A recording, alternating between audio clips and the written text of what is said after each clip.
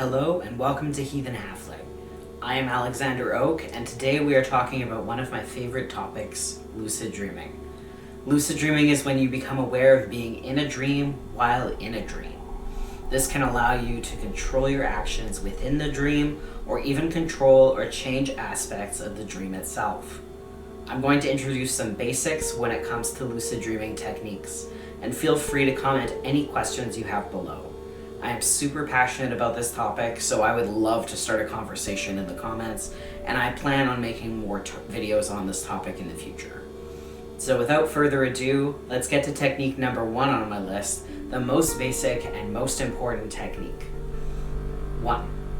Reality checking. Reality checking is integral to lucid dreaming. Reality checking is what gets you from being unaware to being aware of the dream.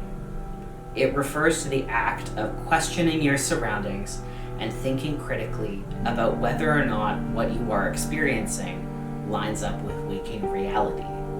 So here's an example.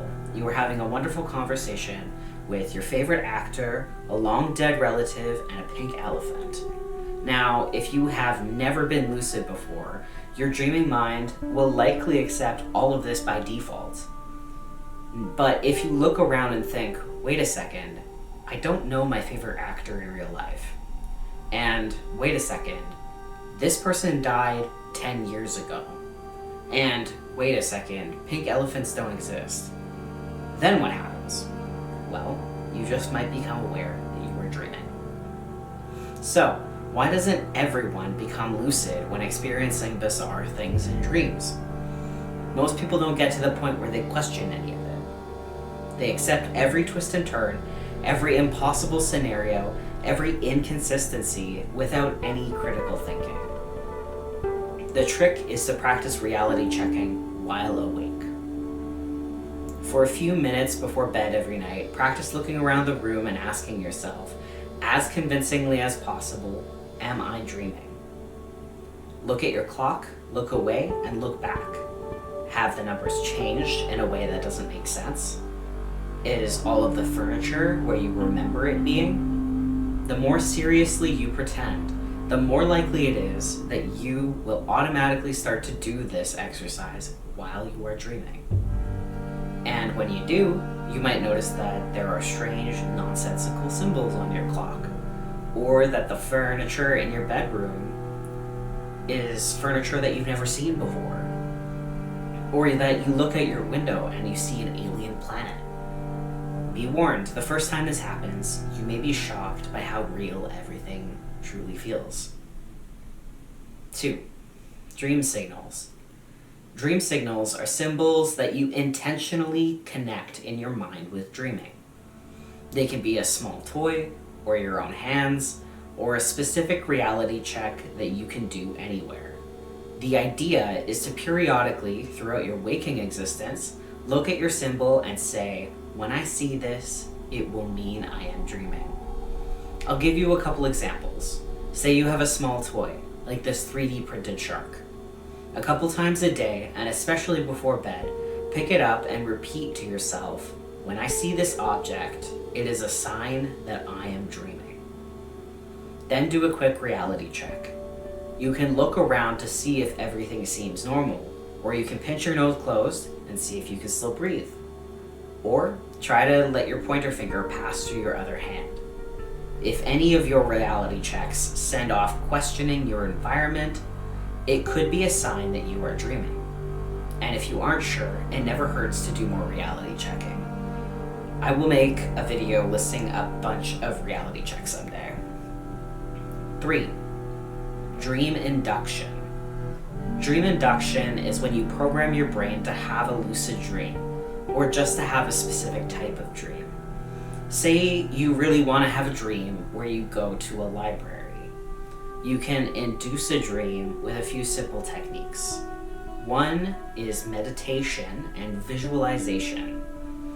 Enter a meditative state and visualize being in your desired dream. The more vividly you can imagine what you want to experience, the better. Bonus points if you do this before bed. And another is if you have a spiritual practice of some kind, you can incorporate that. If you pray to a deity, you can do that. Or if you practice witchcraft, you can create a spell pouch to put in your pillowcase. I can make a tutorial on this if anybody is interested. And the last one I'm going to mention today is repetition. Repeat a phrase aloud to yourself several times before you fall asleep. Some examples could be, I am in an ancient library with domed ceilings full of sunlight. Or, tonight when I dream, I will realize I am dreaming. Repetition is one of the simplest things to incorporate into your routine with minimal effort. 4. Sleep well. Good, healthy sleep is integral to lucid dreaming, and just life in general. There are some techniques that people use that require you to get up at odd hours of the night to write down your dreams at peak dreaming times, or to briefly wake up and go back to sleep with an intention set of going into a lucid dream.